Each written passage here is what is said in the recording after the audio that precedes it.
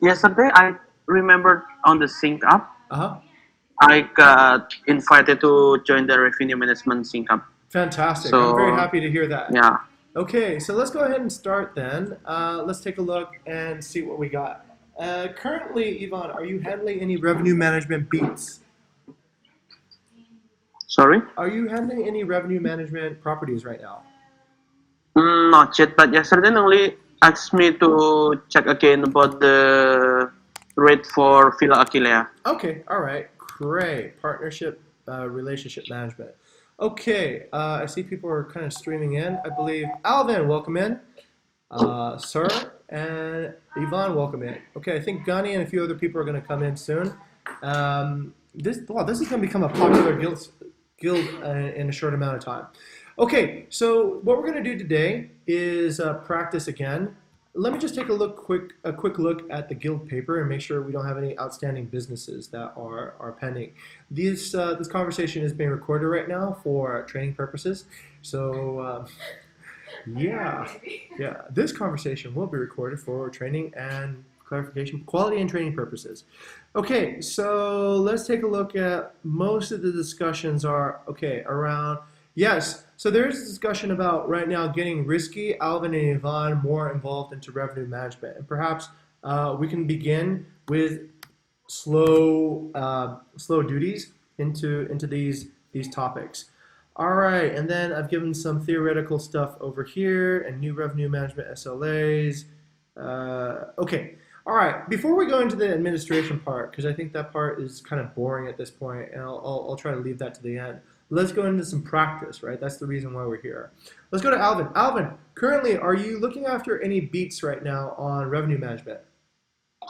Supposedly Shiva and also Santi, sir. Oh, okay. Supposedly. Supposedly, okay. I believe Supposedly. I covered that last time for you. Yeah, sorry, sir. Yeah. All That's right. why I said supposedly. Supposedly, if you want to get an extra base salary, then you should probably do this. All right. Let me tell you what happens. All right. This is actually pretty common in also digital marketing, community management, all these things. So I'll tell you how the second base salary works. So at the very beginning, essentially you're doing PCI work, right? So you will just get a learning bonus for participating. Now, some people participate and they continue. Some people participate for one round and then, we might not see them for a while or they might come back, whatnot. So that is just essentially just to say, okay, as long as we see you and you're learning and such, then you will get, let's say, the first tier of that salary bonus. What the salary bonus is really for is essentially process competency, right? Once you get to process competency and you do it regularly, and we see that you can make decisions and you can actually figure things out on your own, then I feel confident to pay you the full amount because you're process competent. So let's talk about what that means in revenue management. I think process competent means two things. One, it means that you can actually follow the revenue management SLA. So that means you should be able to create projections that are correct. Now, if you don't create projections, you're only really doing half the job of revenue management, which is the action job. You need to create the expectation job. So we're going to rely a lot on revenue managers' projections to create our company projection in the future. So we just take the revenue management projections of every squad, and ideally it should work like this in the future. Let's say every property has somebody who's managing the revenue. The revenue manager for that property will create a projection before the 5th of the month. Yes, come on in, Rizal.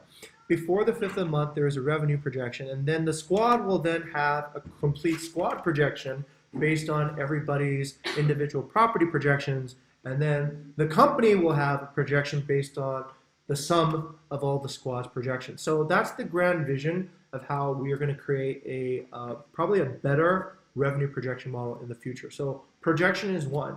The second part is, of course, the reality, the price tuning and the patrols and looking for where there are content leaks, reservation leaks, other things that are revenue risk. So that's the part that we typically do at the at this thing. So today, what I'd like to do is I'd like to teach one thing, and then I'd like to take a look at the second part. So let's go into the meat of this subject, which is how to create a projection. So let's go ahead and do a demo. I'm recording right now, so it's a little bit slow. I might need to borrow Rizal's machine or something later Okay, on. Okay, all right, perfect. Thank you, Rizal, for volunteering. All right, so Rizal will jump in, and maybe I'll just leave this machine to record, and I'll just take Rizal's machine. Is this the new machine, Rizal? Yes, sir. Yes! All right, we got some new MacBook Pros. The 2019 MacBook Pro has arrived here to Jogja. It has 1.4 gigahertz operating speed with 4 cores and DDR3 RAM. And this one is not perfect yet because it does not have a Bukit Vista sticker in the front. Yes. So in case somebody is looking at Rizal working at a cafe, they won't be able to say, hey, do you work for that cool company, Bukit Vista? Can I get a job? And if Rizal doesn't get people like that asking, then he won't be able to get recruitment bonuses. So the very simple act of putting a nice little sticker here can be financially beneficial to your health. So anyhow, and that's not even a joke. I mean, and I got Claire, who gave us 2 properties from having a Bukit Vista sticker on my machine. So maybe you can think about that too. So anyhow, let's see. Okay, I'm gonna need to jump into this. This is good. The keyboard texture is so amazing. Oh, I'm gonna lick it. Okay, no. Then Rizal will never touch this machine again. Okay. So what I'm gonna do is I'm gonna mic out. Sorry. And then I'm gonna. Hi, Siri. How can you help me? Okay. Whoa, this is hard. Come on in. What? Sorry. These guys are like, what are these guys doing? They're just morons here. Okay, coming in. Coming in.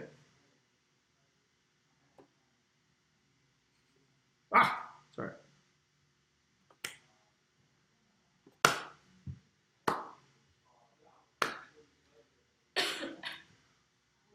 Okay, hi guys. How's it going? All right. So let's go ahead and get this thing rock and roll. Oh, crap.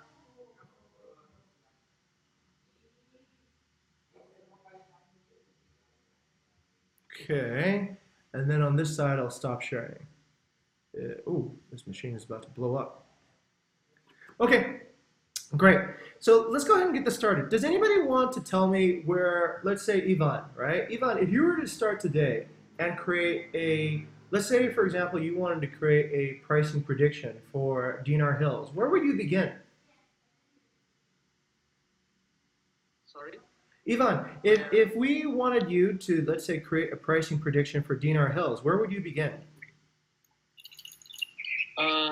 Starting from checking on the other property that's similar to it Okay. and see the history of the property. Okay, so looking at a similar property and checking what that is. Oh, sorry, I need some help getting into BB stats, yeah. Okay. And also Toki as well. Sir, Yeah. I've opened previous.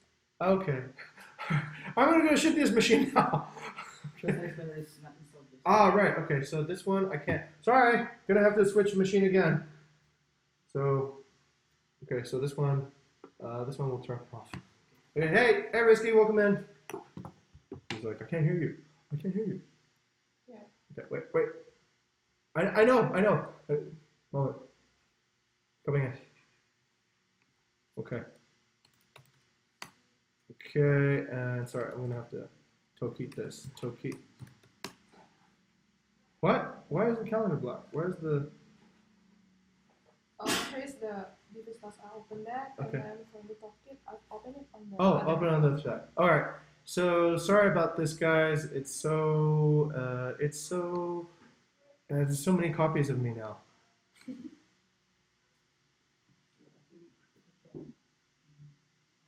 Okay. All right. I think we're good now. Everyone good? Everyone can see me?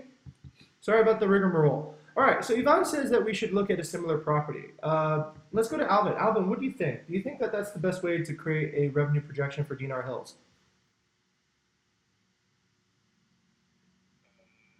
In my opinion, I'm only looking for the previous sales. Okay. That's Great. the first step. Okay, look at the previous sales of that particular property, right? Okay, great. Let's go to, this is what I would do. So you're all kind of right in a way, because in revenue management, you can create your projection however you want. You can create a projection just based on, you can say, I'm just gonna guess a number right now. I'll guess 357, right? And whatever your process is, whatever you do, just create an experimental template for it. So I'll illustrate how that works. So what you want to do is nobody gives projections that are going to be correct the first time. I don't think that's even possible. And nobody can always be correct when they give projections either. So the only thing you should really be looking forward to do is the expectation. The expectation is your expectation should get better over time, right? Your projection should get better over time. So whatever you're using, whether it's comparing to a similar property or looking at the current property's revenue, whatever model you're using, aim for improvement rather than aim for like first time accuracy. Okay? So that's just kind of a basic level of understanding what we can expect in revenue management. Okay, the next part is all hands. I open it on the other profile. Oh, you open it on the other profile. Yeah. Okay, let's. Here. My God. Okay, all right. Here. Yeah. Wow, there's so much. I'm using Cynthia's machine, so I'm not really used to. Oh my God. Right. This way. Right. Okay, got it. So let's go with this case. Let's go with Dinar Hills right now, and let's go with what we currently use at our company to estimate the revenue. Let's go to Alvin. Alvin, how would we sort of use what we do at company level to estimate the revenue at Dinar Hills? Pardon, sir? Okay. How do we? At the company level, how do we estimate our revenue? How do we create the revenue projection at company level? Oh, based on the growth from this year, from last year to this year, Yes, and also okay. looking for the month-to-month difference. Okay, Basically. fantastic. Let's go ahead and try that then. Let's go back up 13 months ago, okay, and see a look at what Dinar Hills looks like.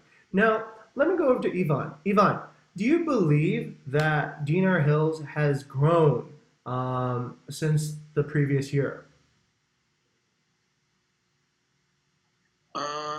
I don't know about previous year, but Right. since the first. Okay, right. So then go back to Alvin. Alvin, why are we using a growth model for Dinar Hills? Basically, if we follow up with the company itself, let's say the growth of company around 20%, that's the benchmark that we need also, that the Dinar Hills also need to achieve. Ah, right. Okay. Interesting perspective. Okay, so Alvin thinks that in order for the company to achieve growth, then each property should achieve growth too as well. Let's go over to Cynthia. Do you agree with what Alvin just said? Well, actually, I'm not really clear with that. Okay. But I think, yeah. To see for the previous revenue. Okay, interesting. Okay, so Cynthia partially agrees with Alvin, but she's not completely sure. Let's go over to Rizal. Rizal, do you agree? Do you agree that in order for the company to get, let's say, a percentage growth, that each property has to get that same growth? I think if it's on the same area, it will be the same growth. Okay, got it. Okay, I'm going to disagree with all of you, right? And the answer is no, because the company can bring in new properties and expand to new regions, like Nusa Penida. Dinar Hills, unless they've actually grown their own capacity or they've upgraded their facilities to charge for a higher rate, then, or the particular location has, let's say, become more popular. That's the three main drivers for growth at Dinar Hills. But the growth for our company as a whole is a little bit different. We can do any of those three things, plus we can grow into new regions. We can add new properties. So let's say we added 20% more properties, we would still get 20% more growth if all the properties produced, of course, without necessarily doing anything different, right? With the same revenue as the year before. So Dinar Hills is I wouldn't agree that we can use the same metric, okay? The particular location, so our company growth is, yes, based on organic partner growth too, but it's also based on acquisition, how many new properties we can bring in. So I just want to clarify that point. Okay, so in this particular case, we can't really use a growth model to project what Dinar Hills can be. Looking at last year's data won't really help. So then what do we do? Ivan, over to you. Yeah, for setting the revenue projection for Dinar Hills. Yeah, for September. How would we set the revenue projection for Dinar Hills now? To match it with the other, back again the other similar, and then to see from the seasonal price. Okay. So we're going to look at a similar property. Okay, what if there is no similar property to Dinar Hills then, Ivan? What do we do? Sorry. What if there's no similar property to Dinar Hills? What do we do? We check from the properties from the same area, and then we see it from, let's see, last year. Okay. And then, like, how many growth do they have Okay. from August to September? Okay, got it. Okay, so we checked area properties. Risky, what do you think? How do we create a projection now for Dinar Hills? Basically, what Ivan said is right. You gotta compare the same with the Dinar Hills, and actually that's so far it's only I know. Okay, all right. Let's go to Alvin. Do you agree with Ivan and Risky? Not fully agree, basically, because if we also think we can do that using a competitor, but if we using for our data, it's going to be all difference between the area and also the capacity of the property and other else. Okay. Cynthia, guess who I agree with more? Do I agree with Alvin more, or do I agree with Ivan and Risky more? Alvin. Okay. All right. And this is why, gentlemen. So our company, how do we create a revenue projection for our company without knowing our closest competitor? Right? So if we took Ivan's and Risky's case here, of we have to look at a close competitor to create a revenue projection, how does Bukit Vista create a revenue projection for Bukit Vista? It would be difficult, right? Because we would have to look at a competitor, we have to get their financial data, and then we'd have to figure out, well, okay, what are they doing? And that's not something generally that they share. So how else can we do it? All right, let's go back to how we actually create sales projections for the company. So the way we create sales projections for the company is that we look at a few models here. So I'll go into sales analysis projection. Okay, sales projection analysis. Okay, while we wait for that to load. Look, ladies and gentlemen, we have a start point at the beginning of the month, right? So we can go back to, let's see. Okay, this is pretty close to the beginning of the month. This is September 2nd. So at September 2nd at Dinar Hills, we are beginning the month in September with how much? Let's take a look. This is going to take a second to load. Taking forever. Taking forever. Okay, let's go over to Ivan. Ivan, how much money, how much revenue was in the September for Dinar Hills at the beginning of September, at September 2nd? September? Yeah. On September 2nd, how much revenue had we made for Dinar Hills for September? Oh, so from the 1st of September until now? No, just if we go back in time to the 1st of September, right, or to the 2nd of September, since I'm unable to make the slider go to the 1st. So on the 2nd of September, what was our initial starting point of revenue in September for Dinar Hills? 1,300. Exactly, exactly. Ivan's right. Let's see. Risky, what do you think? Is Ivan right or not? I think so, sir. Yes. Okay. Precisely. So at the beginning of September, we had $1,300. Okay. So that helps a lot with your projection already, right? Now, you can create a number for a projection from 0 to 1,000,000. So that's your range. But you know now at the beginning of September, you're already starting off with 1,300. Okay. Now things can change. Cancellations can happen. All kinds of evil stuff. But at least you know that's your base point. Okay. So you're starting off in September with 1,300. Okay, let's go to the second part then. I know I'm starting out with $1,300, right? $1,330. How much am I going to get at the end of September? How would I guess that? Over to Ivan again.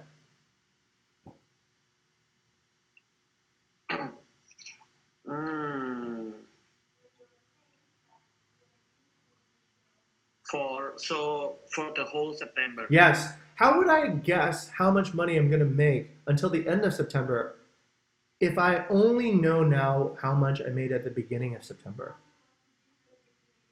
Uh,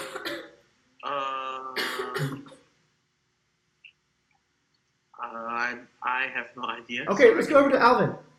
Alvin, any idea? But if you already got the data from the first of the month, we can check the weekly sales and also try to compare it with the growth model or the sales model. I forgot what's Interesting. So check the weekly sales. Rizal, do you agree with Alvin? Yes. Okay. What about Cynthia? Do you agree with Alvin? I think we could, like, for the projection, maybe we could count from the other month, previous month. Like we start the August, like we decrease the amount of the August with the previous month on July, so we could like make the projection. Oh, okay, all right. That's an interesting way. I understand what Cynthia is saying. So let's look at how we would look in August and see how much money was made in August, right? From the beginning of the month to the end of the month, and then we could maybe assume that we'll get the same also for September, right? Okay, interesting idea. Alvin, do you agree with your model or with Cynthia's model? I think both of us you can check it. Okay. It's almost similar. It depends on Cynthia's case. It's basically what model that we're gonna use. If the August model is same with what we're gonna use on the September model, either is what's called the chi-square or even it's the normal distribution, then we can do that. Okay. But if we put out a different model, sales model, then both of it's gonna be different. Okay, fantastic. Let's go ahead and do this now. I'd like to document this so that this we have a little bit of a let's say a comparison, right? So I'm going to start a new paper, and I'm just going to call it a sales projection model simulation, right? Because we're just doing a simulation right now. Okay, so let's see. I'm going to add the sales analysis paper over here. Come on, come on. There, sales projection analysis. There it is. And in this particular document, I'd like to add Alvin. I'd like to add Risky. I'll add Rizal, and I'll add Ivan. And that's pretty much everyone, right? Okay, so we're going to go and explore around a little bit. Did I miss anybody? No, that's everyone, right? Okay. Gunny's not here. Okay. All right. So what we're going to do is this first. Let's take a look at our starting point here. So sorry, let me. Okay, there we go. Okay, so we have, let's say, a case right now, and the case is okay. Let's say the property. Okay, and then the starting revenue, and wait, we need another one. Let's be clear, this is the month, and then the weekly sales, right? Okay, so that's essentially our tabulation. The property we're talking about is Dinar Hills, and the month we're talking about is September. Oh, and let's go with, let's say, the person, or the estimator, or the projector, yeah? If you're a revenue projector, you're a projector. So there's Alvin's model, okay, and then let's look at Cynthia's model, and for both cases, the starting revenue is the same. So you're both starting at essentially the same type of starting point. But let's look at where the models are different. All right, let's go over to weekly sales and take a look at the weekly sales. Now, the weekly sales is an aggregate for the entire company, but we can definitely drill down and get Dinar Hills weekly sales, okay? All right, so let's take a look at the weekly sales at Dinar Hills. Right, so the only thing we're looking at are, what number are we looking at right now? The numbers in orange or the numbers in blue? Over to Alvin. Orange. Orange, right. Why are we only looking at the numbers in orange, Cynthia? Because it happened now. Well, because we're only talking about the projection for? This month. Yes, for September. So don't look at any of the projections in blue because that's irrelevant data. Okay, so let's go over to Ivan. Ivan, what is the range of numbers that you see for weekly sales at Dinar Hills for the month of September? For September, it's still around 150 plus. Okay, great. So we have a range, right? We know that the weekly sales, if we want to be really accurate, I suppose we can go ahead and screenshot it and capture it right here. Okay, Sorry, Shintia. Okay, all right. So the weekly sales is here, but I can't paste for some reason. Oh, here it is. The weekly sales is here. Let me drop that data inside. Will I see any pictures that not supposed to see? Okay, at the bottom, yeah. Okay. All right. So that's it. But I know also that the weekly sales are between. Let's see. The weekly sales. The lowest is $26, and the highest is $185. I'm going to throw away this $26 thing because I think it's a fluke. It's not probably going to be next week's sales. So I'll say it looks like it's general between 145 and 217. Those are my boundary points, right? So then 145 and then 217. Okay, so what I know now is I know a little bit about the weekly sales. So you can then have to guess what the next 2 weeks of weekly sales will be, okay? So now this is where we talk about distribution model, right? So let's see linear distribution. Does everyone know what linear distribution looks like? Okay, let's go to Risky. Risky, what does linear distribution look like? I have no idea, sir. Essentially, linear distribution is assuming constant, okay.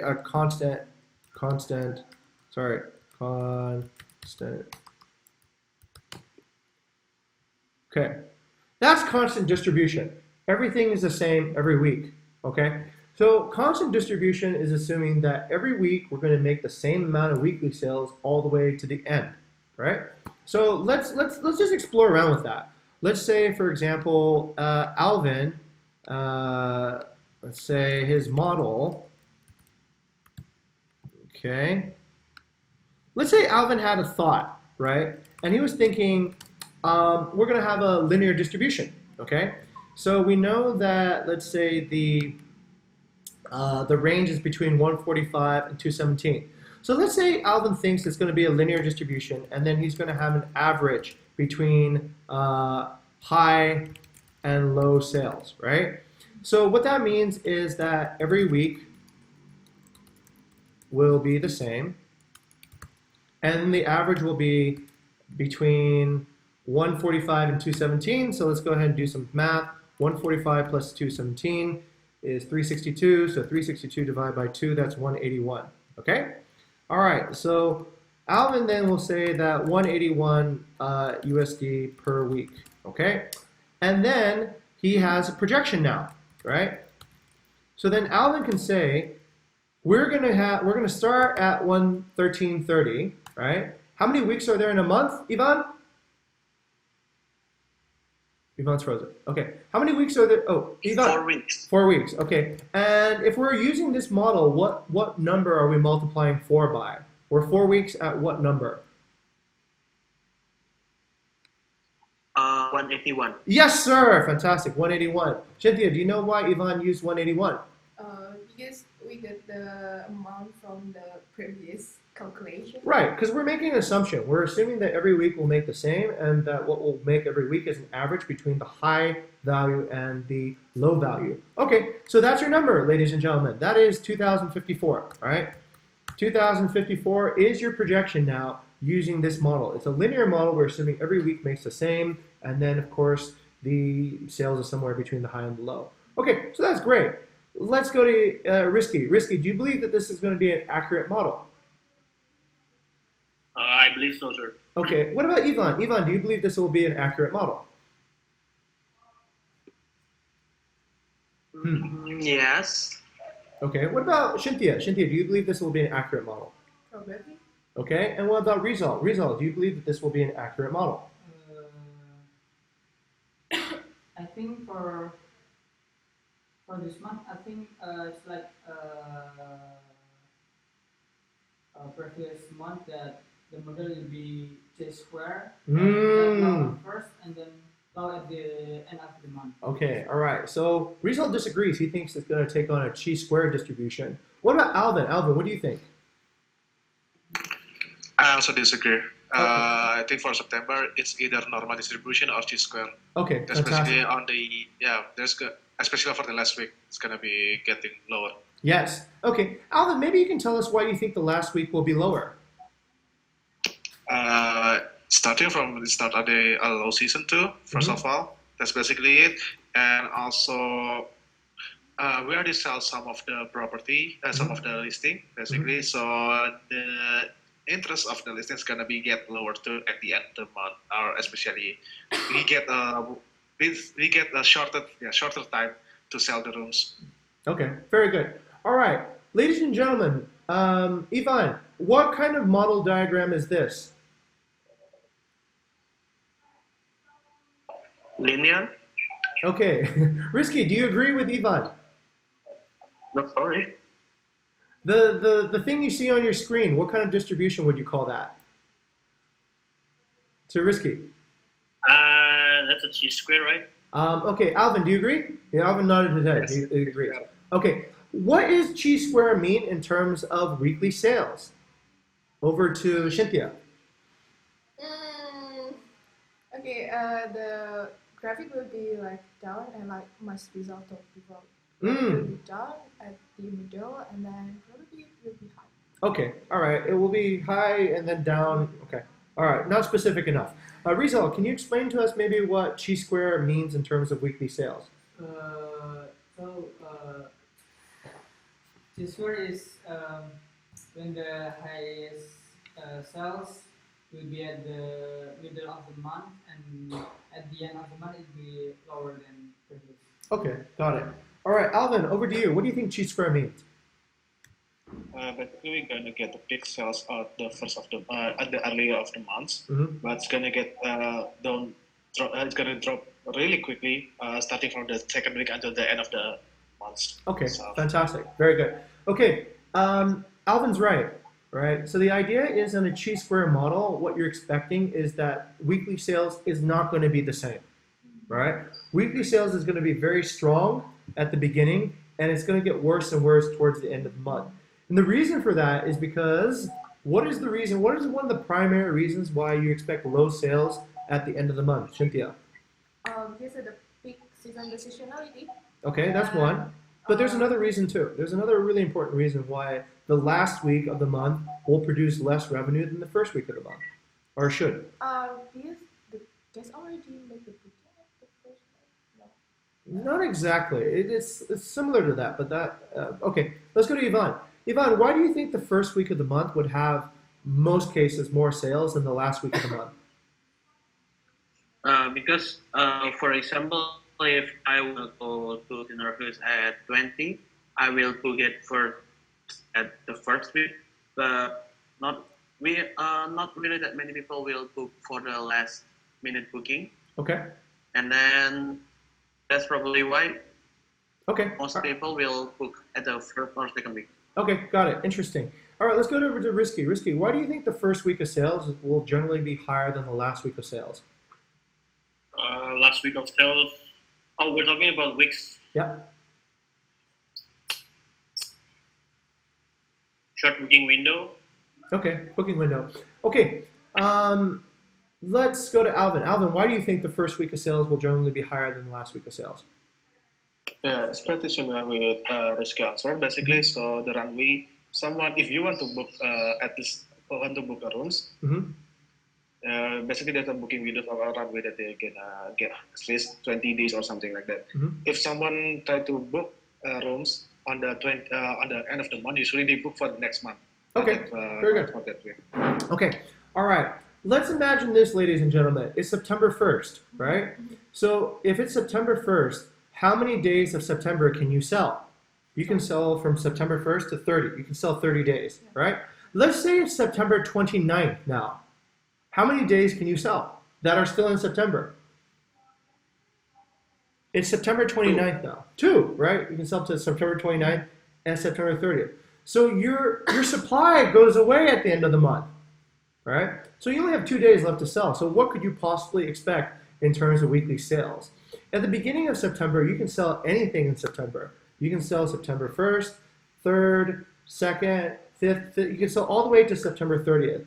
But on the last day of September, you have no more rooms, right? You're at the end of the month. So whatever supply you have has expired. So we wouldn't expect any sales on September 30th because there is no more rooms left in September on September 30th, right? And you go from that to the beginning of the month and you can see more availability as you work your way back in time, right? So every day we're more moving forward in time, there are less days of September left. So of course there is less stuff to be able to sell.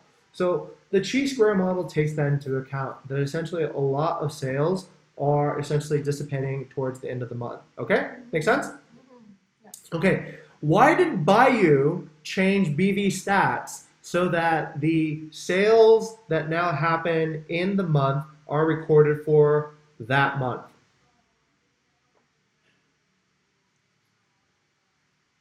Okay, does everyone understand what happened there? No? Okay. All right, so let me show you something that happened. This is fairly interesting. Now, if what we're saying is correct, right, then remember August, and I was freaking out in August. I said, this is weird in August. Like, why is it? We had a linear distribution in August. Almost every week in August was selling at the same rate. And part of the issue with that, I don't think did I write this down in August? I hope I did. I didn't. Shame on me. Okay, sorry. Too late now. We can't go back to August and see. But August basically had weekly sales that were very similar every week. And even in the last week, it didn't taper off. And the reason for that was the last week of August, a lot of the sales that happened were actually for stays that happened in September. So it showed false information. It was showing, not false, it's just phasing. So the check-in happened in August, but let's say the majority of the stay happened in September. So it would look like the last week of August was still very pumped up, right? But it actually wasn't because we were just measuring it differently. Okay, all right, so sorry for the distraction. Let me go back to the model again. Okay, so if we all know what chi-square model is now, yeah? Okay, we're all clear on that, great. Okay, so, what's going on here? Okay, so we have a chi-square model, and then we have our thing. So now we have to decide what is a chi-square model, right, for Dinar Hills. So let's start a new prediction. So let's say Alvin now, he's figured out that essentially a linear model isn't right, so we need to use a chi-square model, all right? And then Alvin has to pick a value for the weekly sales every week, right? So if he's using an average, then that's one thing. But if he uses a chi-square model, then we can use essentially a different distribution. Okay, so this is where we have to do some math. Excuse me, everybody. This is going to be like a little bit of a head bender. So just bear with me here, right? So let's see. If we expect weekly sales at about 0.18 first week, then on a chi-square model, we expect about 0.6 the next week, and then maybe 2. Okay, so I'm just writing some proportions down, right? First week, sorry, is about 0.18. I'm estimating. Sorry. Let me go ahead and do this.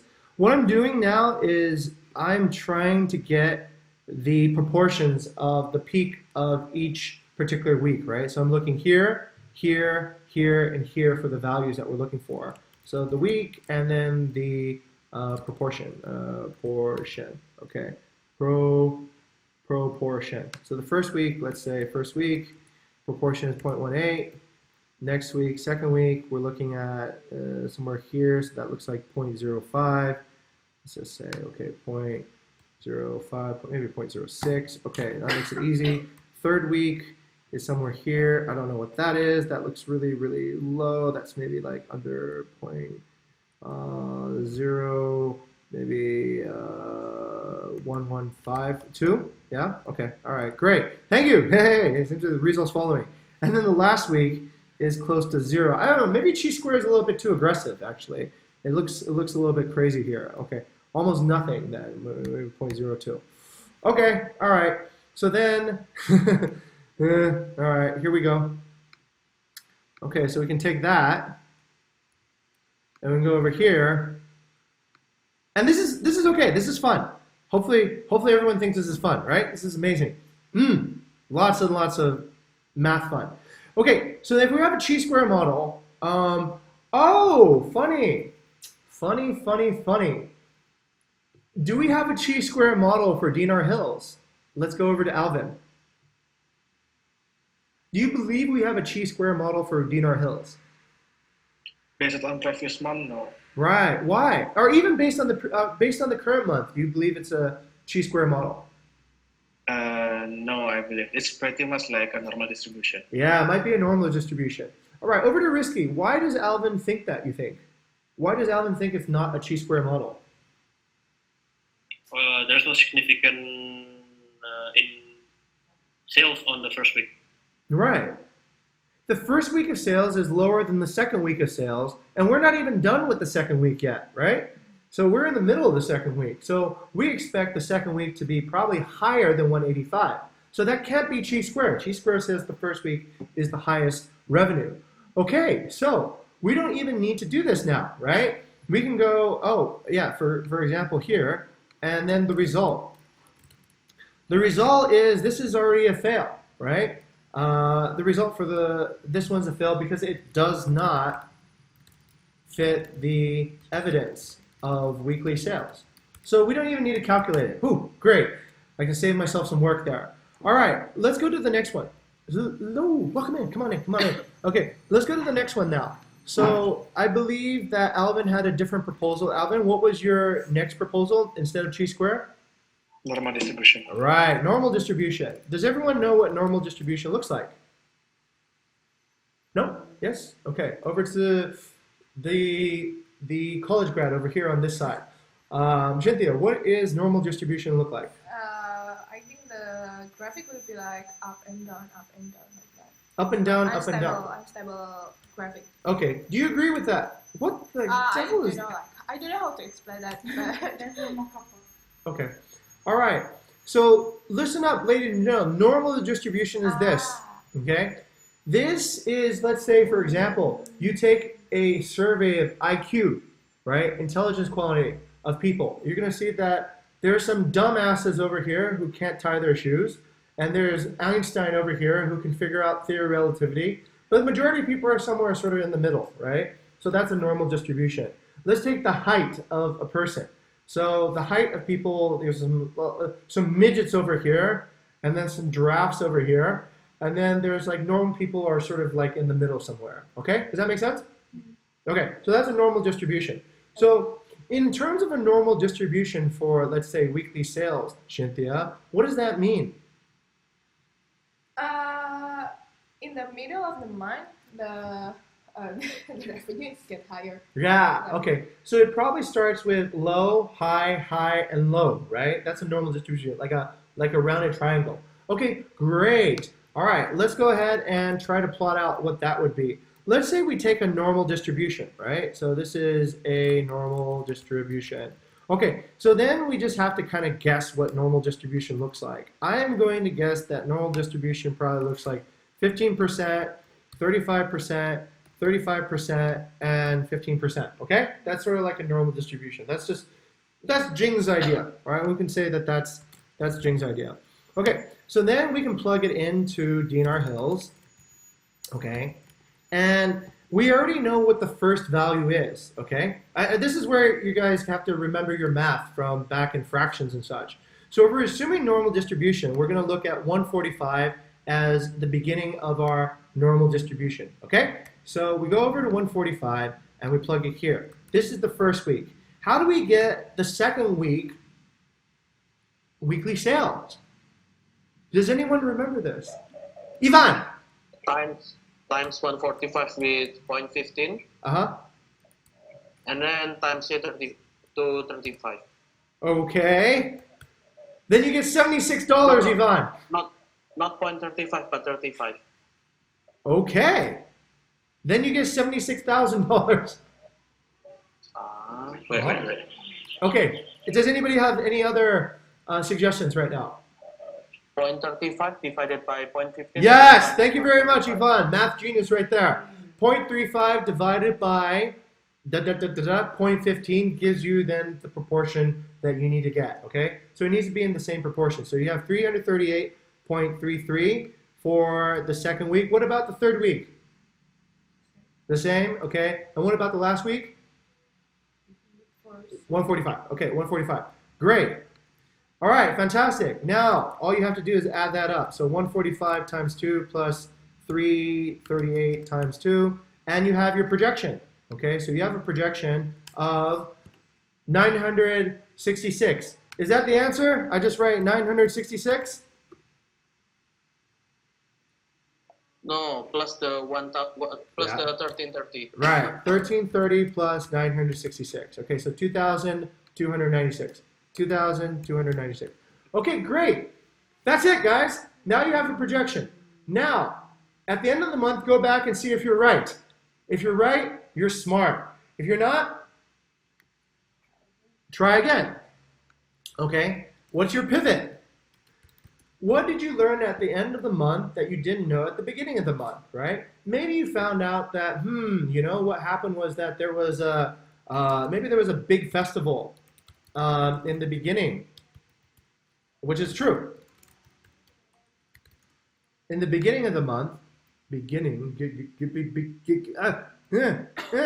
okay, sorry, double N.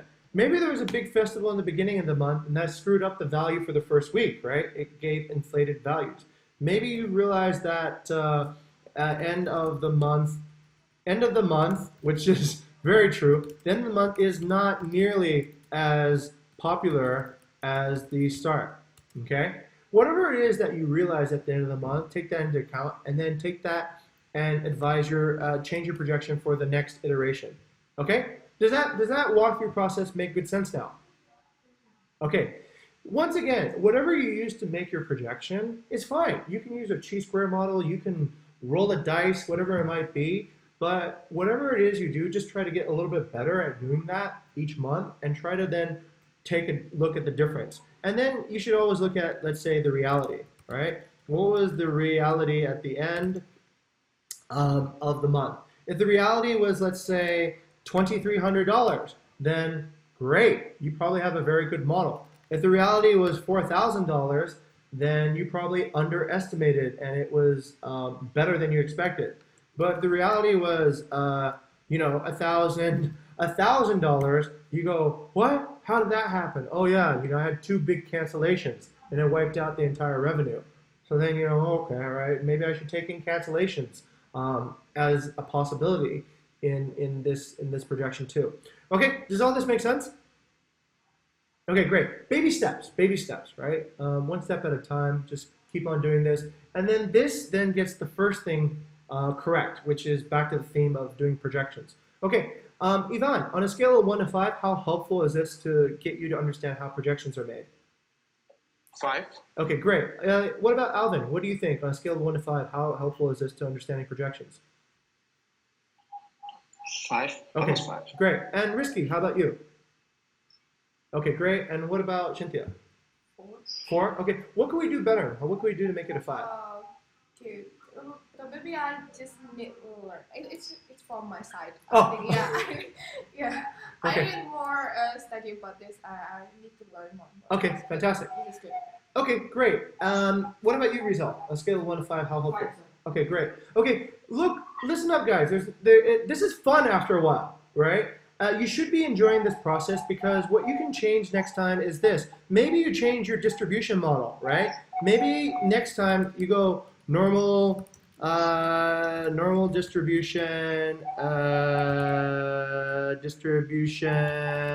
Alvin, right? And Alvin maybe uses a different distribution. Maybe he uses 20%, and then he uses 30% here, and then he uses 30% here, and then he uses 20% at the end, right? So you can always play around and sort of juggle it and massage it so that it starts looking maybe more accurate, and you'll get different answers. And ultimately, whatever model you're using becomes your secret sauce, right?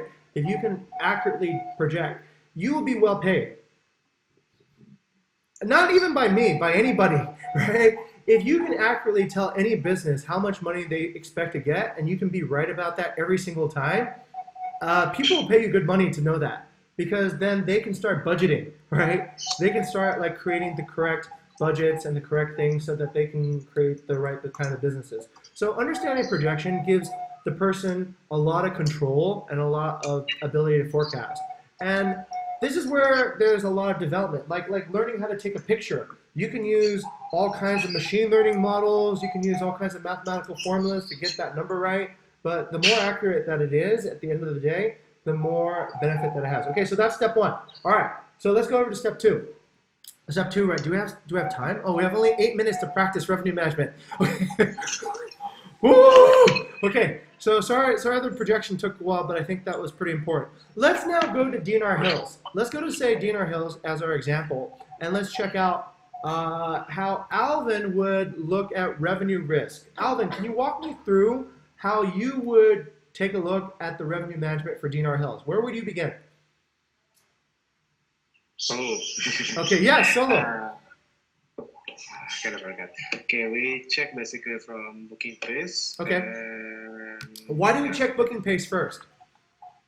So we know actually how many booking that we get per from the last 7 day or per last 1 weeks. Okay. Very good. That's basically how we try to measure regarding the price. Is it already correct or is it too slow? Okay. That means sometimes maybe it's too expensive. Great. What kind of risk does checking the booking pace help us understand? What kind of risk are we looking for?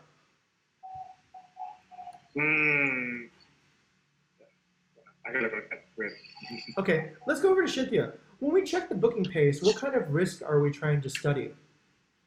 But the pattern of the booking of that week. Okay, pattern of the booking. Alvin forgot. Okay, what about result? What kind of risk are we trying to check for when we look at booking pace? The previous price. Okay, previous price. Ah, okay, interesting. We're checking if the previous price has been correctly implemented. What about, let's go, oh, Vita just joined us, by the way. So Vita, what do you think? What kind of risk are we analyzing when we look at the booking pace? The popularity of the villa. Very good. Okay, so I tend to agree with Vita and Rizal. You're looking at ranking risk, okay? So if you have no ranking right now, you have no visibility, you're not getting any bookings, then you are off the radar. It means that nobody can find you, it's a pretty big problem if you're not getting any bookings. It means that the listing is dead. So the first thing is we have to understand, is it ranking? And if it's ranking, then things are still manageable. You can still set pricing, you can still do things. But if you're flatlining and you get no bookings every week, then you're in trouble. All right, let's go to Alvin. Alvin, generally speaking, how many bookings are we looking for DNR Hills, if you were to do a calculation on that? Basically around 3 bookings per listing. Okay. And supposedly we get like 6 listing. So at least we should be on around 24 for the last week. 3 times 6 is 24. Oh, sorry, 18. Okay. All right. 18's on the high side. Okay. What's the low side estimate, Ivan? On the high side is 18. What's the low side that we should be looking at? 9. Oh, okay. All right. Cynthia, do you agree? 6. 6. Okay. Result. I think 3. Okay, 3. Okay. The answer is 2 bookings per listing per week, right? Is the low side. The high side is 3 bookings per listing per week. And right, that's the fill rate, because 2 bookings a week means generally we're filling 7 days a week, and then that is sustainable. That will keep the place always full. 3, sometimes we'll overfill it. All right, so what's the reality here? What is the actual number of bookings that we're getting per week at DNR Hills? 1, 2, 2. Yeah, we got only 6 bookings. 6 bookings. So we're getting about 1 booking per room per week, which is a little bit low. Okay, it means that at the current rate, we will not be able to actually fully occupy the space. We'll probably get what, maybe 50% occupancy. Okay, all right. Then the next step, Alvin, where do we go next? Where should I go next to kind of check out things? After checking that one, what is last? We need to open the toolkit. Yes. About of the how many supply that we have for the last for this month. Okay. And also we need to check the rates that actually we apply for. All right. Fantastic. All right. That's what we're looking at. Okay. So we open the calendar and we look at what the occupancy looks like, and we look at the calendar. Ivan, what kind of revenue risk do you see right now on the DNR Hills calendar?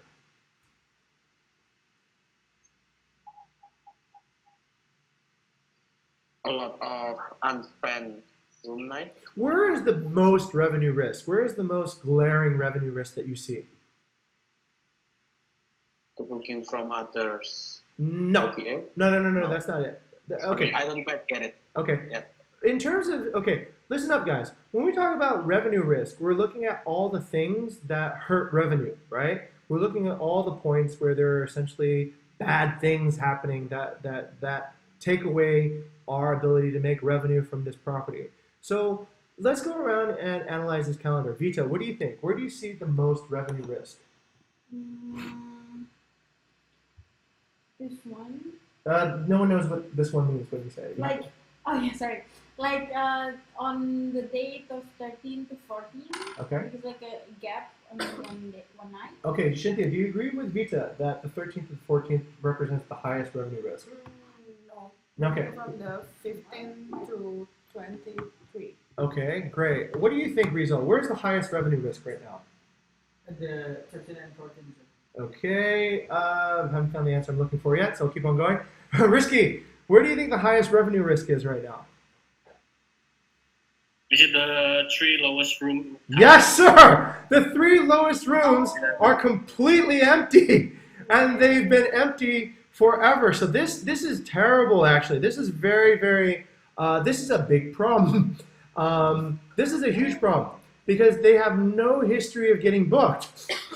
I don't even know if they've ever been booked, and they've been empty for a while. If they've been empty for a while, then I also know something else. I know that the booking pace that I saw is not even for these rooms. These rooms at the bottom, Garden Suite room and Holiday Chamber, these are dead, I think. They are dead. So we need to notify the content team, hey, what's going on here? Why are these listings dead, right? Because we're supposed to rely on the SLA that there are no unbooked listings. So this is the first risk, that essentially there's 2 entire rooms that are completely empty. Okay, very good spot, Risky. Next, okay, what's the next risk that we see? Sir? Yes, sir.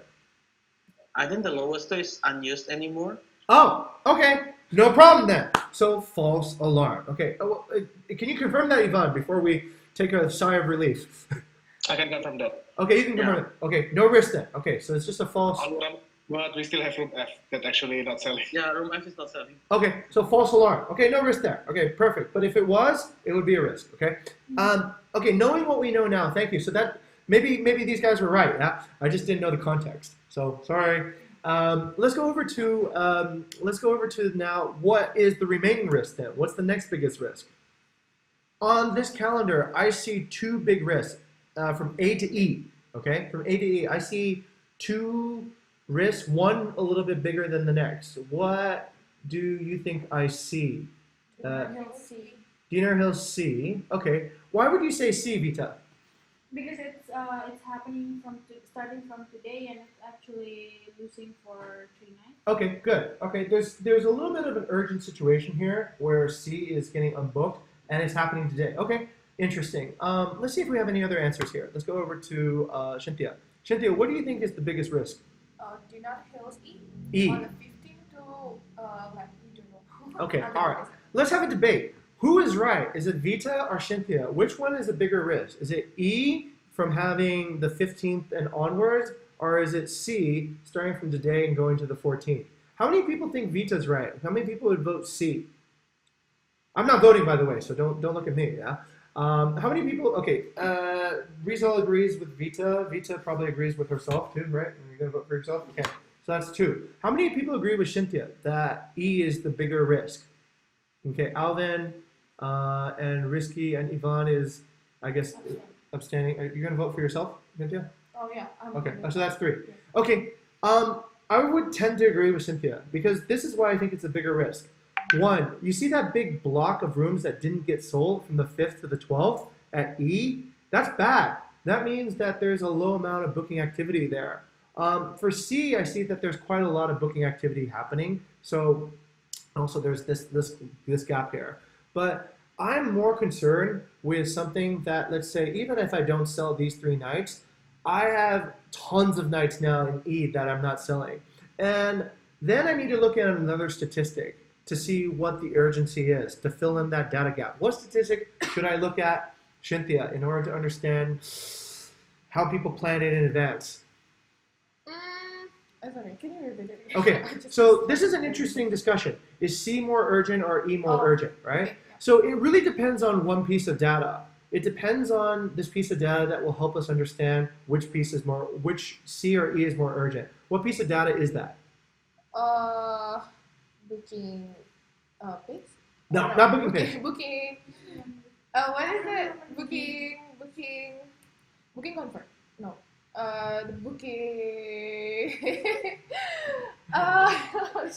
What is that?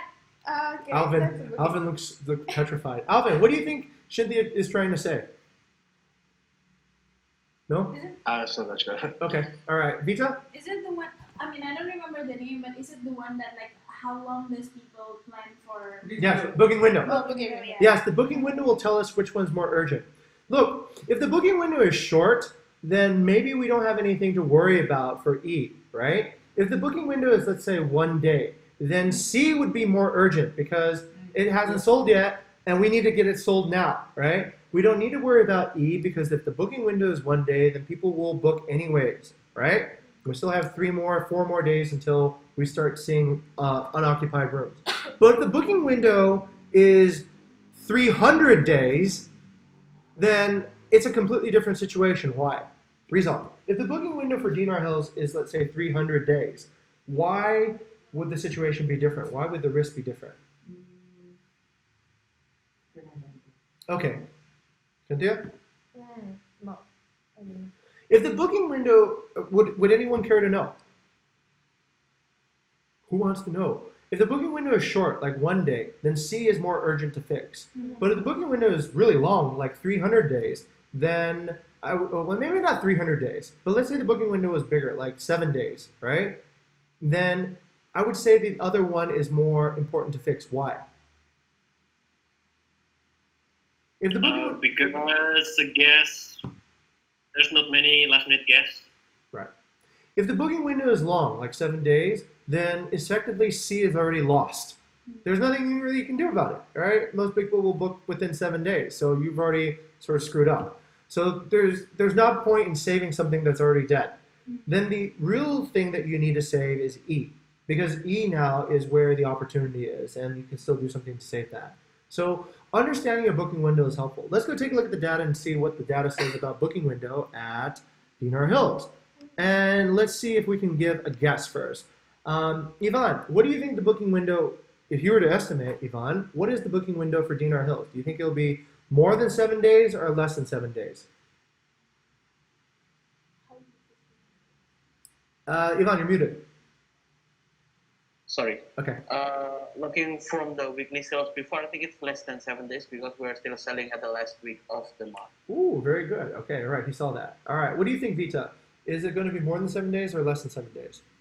So is it like what is the type of the accommodation? Guest house. It's a guest house. I think it's Less than 7 days. Okay, all right. To Cynthia, what do you think? yeah, probably less than 7 days. Less than 7 days. Okay, what about Rizal? Center. Less than 7 days, yeah? Okay, what about Alvin? Less than 15. Less than 15. Okay, all right. Alvin probably has some experience doing this, right? So, what about Risky? What do you think? I'm not sure if there's 7. Okay, Yeah. let's go. This is an Ungasan, yes, correct? Or do we call it Nusadua? It's an Ungasan. Let's take a look at what happens in Ungasan typically, right? To know what the booking window for the area is. Well, Ungasan, the booking window, the median booking window is actually huge. It is 40 days. So 50% of people who book at Ungasan book well before 40 days of arrival, okay? But this is good news. You see all this stuff down here? This is people who book last minute. So let's then take a look at Dinar Hills. Dinar Hills. Okay, hopefully there's a data point. Ah, I hate that. Dinar. Ah, ah, ah. Okay. Saya itu delete di area sir. Oh yeah? I have to, okay. Just out. Okay. Okay, I'm fucked. Or am I? I'm not fucked. I can check another statistic. How can I find the booking window now? Anybody know? I know. Does anybody else know? Booking pace. Yes! I can go to the booking page, I can select Dinar Hills, and I can just take a count at the last 10 reservations and kind of get an idea, okay? So let's go ahead. Thank you, Risky, for filling me in. So let's go ahead and take a look at the booking pace for Dinar Hills and Dinar Hills. All right. So let's say I don't have time to look at the last 60 days, so let me just get maybe the last 10 days, right? So let's kind of get an idea of that. All right, the good news is in the last 10 days, most people have booked for September in September, so that's a good sign. This person is not my guest because they booked for something in December, all right?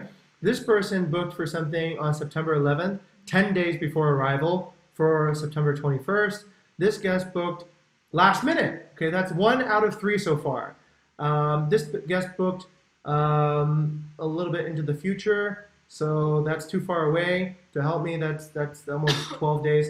So I'm 1 out of 4 chances of getting a booking. All right, next one.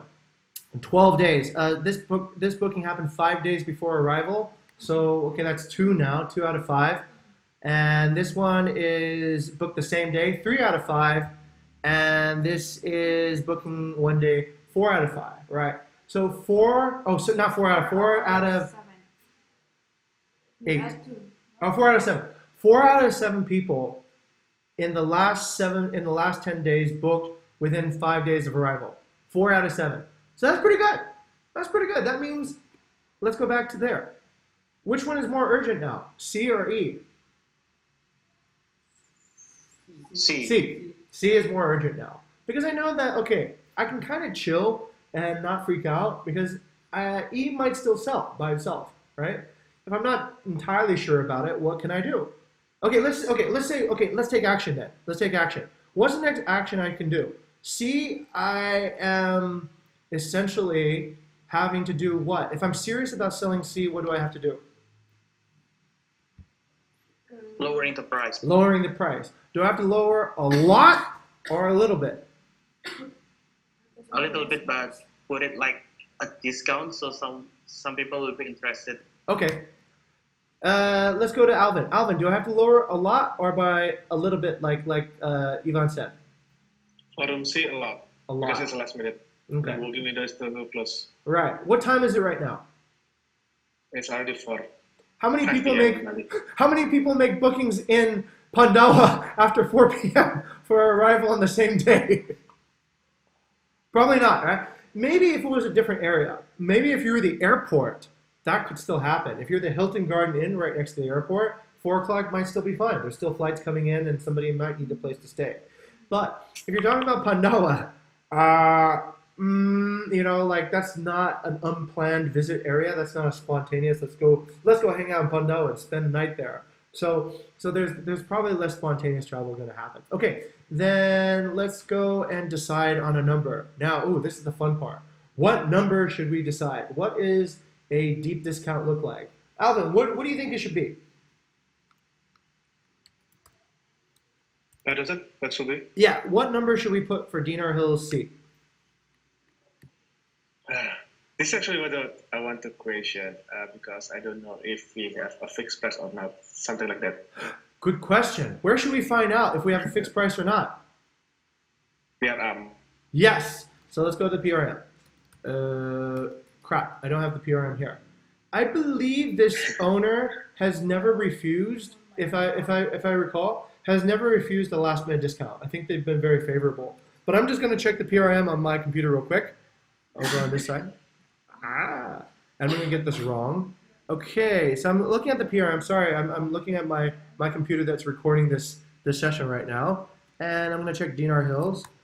And Dinar Hills is in the green zone, right? So that means we have available calendars. Let me see what the partner agreement. There is no partner agreement, so we should probably have that. One of the properties we need to revisit this month, yeah, Alvin? Okay, so we have a finance report.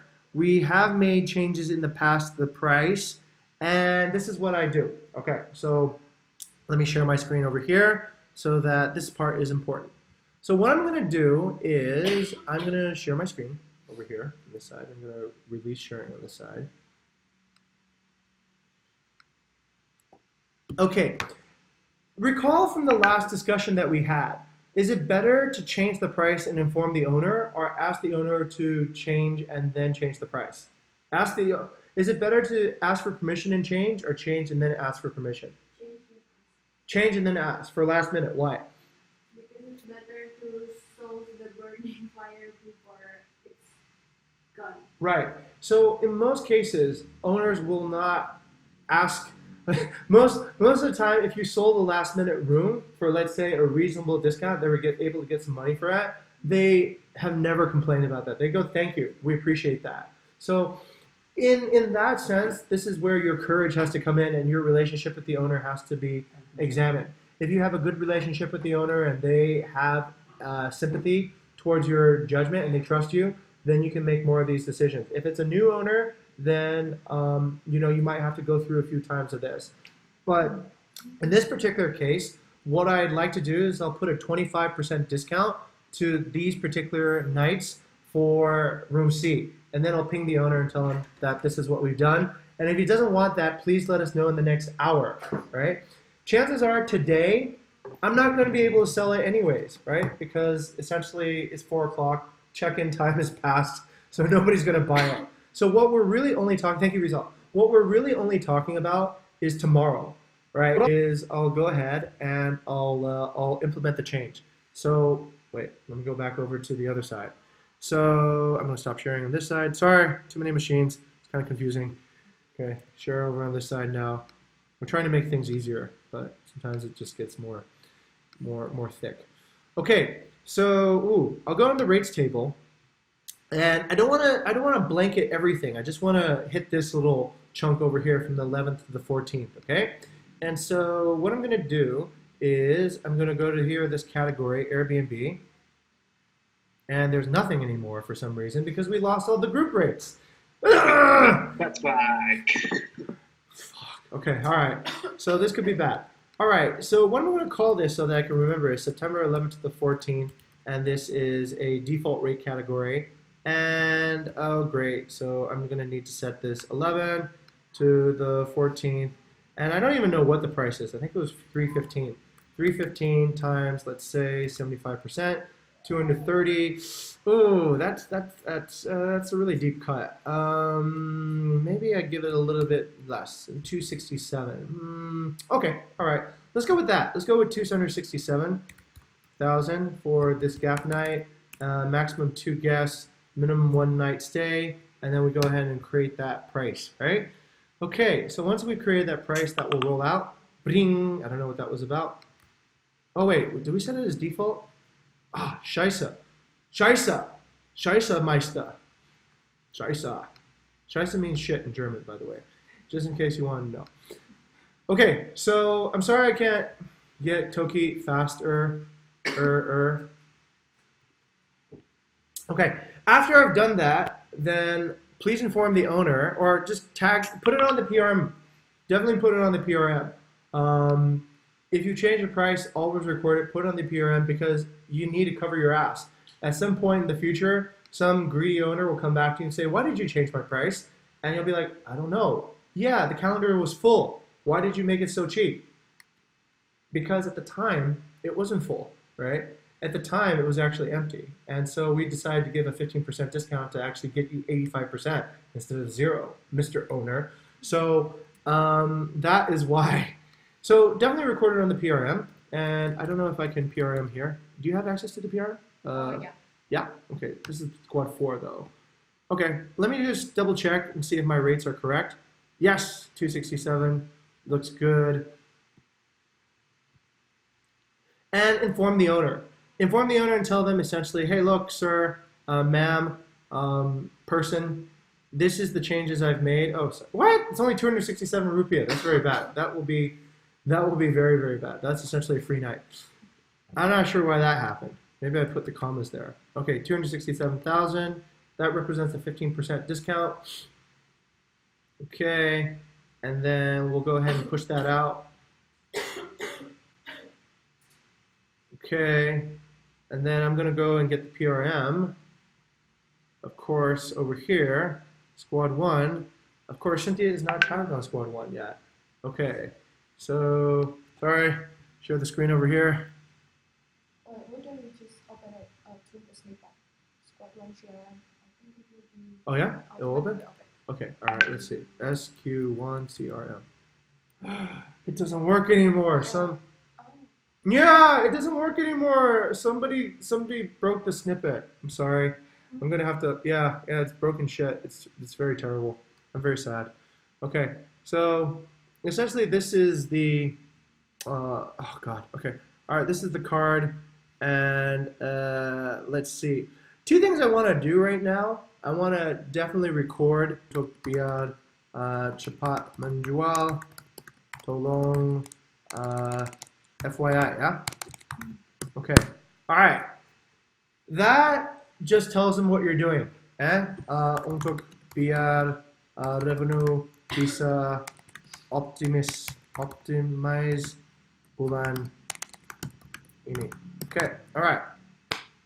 And kami harap bisa. Okay. All right. That's enough. All right. So just inform the owner. And then what you want to do is you screenshot the calendar and screenshot the price. That way the context is clear. Okay, is that pretty easy then? Does that make sense on what we can do? Okay, Pop Made might come back and say, no, I don't agree. Well, you sold the room already. And, did you want 0 for it? And generally he'll say, no, I think you did the right thing, right? Okay. Each owner is going to be different, so this is something you'll need to understand better in terms of your relationship with each owner. Okay, now in terms of this, is this part clear now on pricing and looking for risk opportunity? Okay, great. Let me get a quick survey again from the room. Cynthia, 1 to 5, what would you give the second part of the discussion? 4.5. 4.5. Okay, Ivan, what would you give the second part? 4.5. Okay. Because I've got one question. Yes, sir. Let's see to the token again. Okay. I'm in the calendar. Yeah. Why is C is more risky rather than F? Oh, I thought F we were not selling, actually. It's the 2 on the bottom. Oh, no, F is the worst. Yeah, F is the riskiest. I would agree. F is dead. F is probably... Ko. Got check Toki Pat. Okay, Pamadi's gotten back to us, actually. But Ivan's question first. F, yes, I agree, Ivan. F is the most risky one because it is pretty much all empty and there are no bookings in there. So that's one that we need to fix most urgently. I thought F belonged to the other 3 that we weren't selling. Okay, great. Alvin, over to you.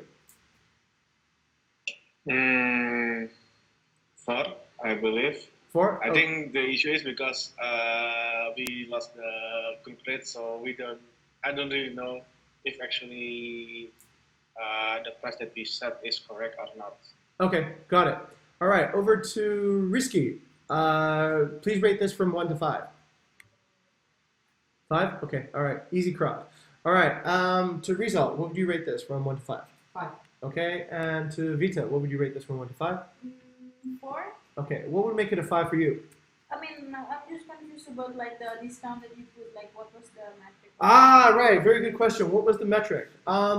This is actually a very good practice as well. You should record your decisions on a pricing experimental template. And the reason why is you want to see later on, did that actually sell the rooms or not, right? And what is the owner's reaction or not? So you got to come up with some number. You got to make a decision. The most important thing is you make some decision. It's 15%, 50%, whatever. What's going on in my mind is this. When I look at the overall number, I have an intuition what the owner will never accept, right? The owner will never accept $100,000 for that room. So no matter how accurate that price might be, I know that that's my lower boundary point. So one of the important things with revenue management is the relationship that you actually begin with the owner, that you endure with the owner. So if it is, let's say, a relationship where you understand, okay, they will not ever accept lower than this, then you know what that lower boundary point is. Then it's just a relative discount. Do you need to give a deeper discount for something last minute or less for something that's not last minute? The reason why we revenue management constantly is so that we don't have to give last minute deep discounts. We can give slight discounts months in advance, get that room sold, and then not have to give a deep discount towards the end. So that's what's going on in my mind. But in terms of what that discount might be, I would say the safe way is somewhere between 0%.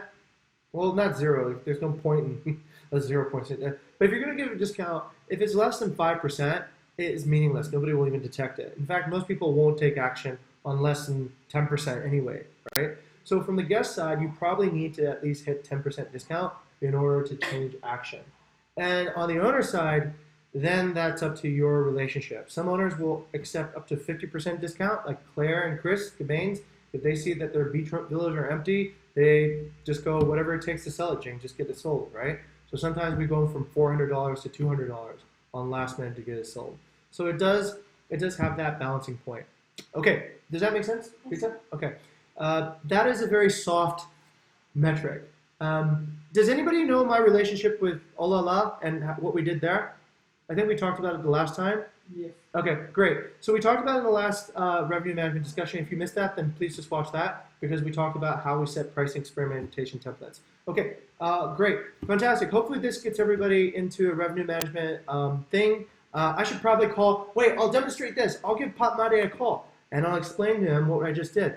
I don't understand what he just meant. Does anybody else understand what Pat Made just meant? No? Oh, I know. Okay. I think because he thought that you asked if there is a vacant room or not on Dinner Hills. Oh, okay. Let me call him just to make sure he understands. Never underestimate the power of a phone call, right? It helps a lot of hurt feelings not get hurt. So I'm going to call him and... Okay, I'll put him on speakerphone so we can all hear it, yeah? It's like Wolf of Wall Street.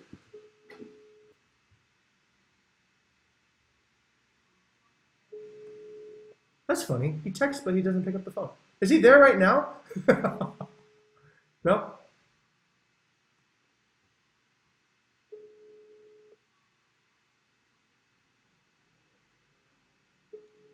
Okay, here. Because I know my Bahasa sucks, so I'll just kind of record a message. I'll say, hey, hello Pak Made, ini Jing dari Bukit Vista. Gini, tadi saya lihat kalender Anda dan di kamar C ada 3 malam masih kosong, September 11 sampai 14. Kami berpikir kasih diskon 15% biar itu bisa cepat menjual dan Pak Made bisa dapat revenue. That's it.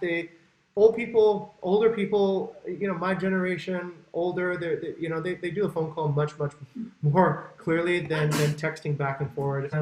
It really helps. It really makes a big difference. Okay, fantastic. Okay, that's pretty much it. I know I've gone over time, almost half an hour, but I think this will help grow a revenue management culture, and that